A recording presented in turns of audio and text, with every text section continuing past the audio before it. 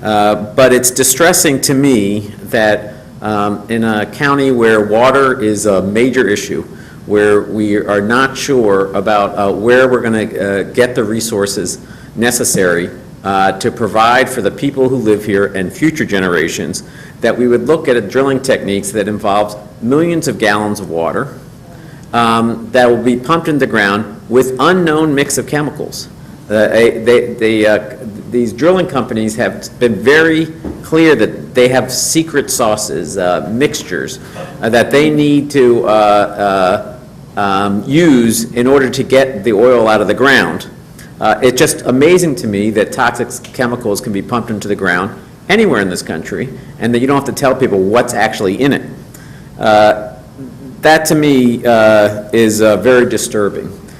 From the research that we do know that's out there, Cornell University actually reviewed hundreds of oil reports, well reports, over a period of 3 years. And they determined that on average 6 to 7% of all the wells leaked.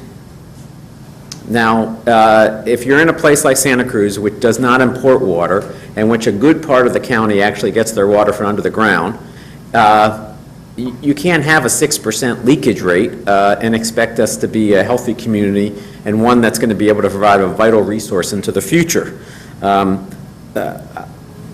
It just doesn't stand the straight face test. You know, I believe that a lot of ways that our county does practice the precautionary principle in many different ways when we look at future development. This, to me, seems an excellent opportunity to consider the impact of the decisions we make now and how it will affect future generations.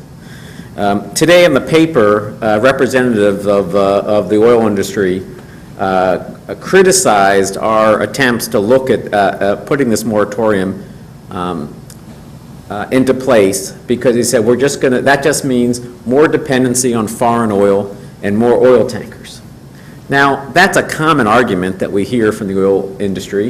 In fact, that was the same argument they used in the early 80s when offshore oil was being considered here in Santa Cruz County and up and down the California coast. Since then, oil exports from our country have grown by 600%.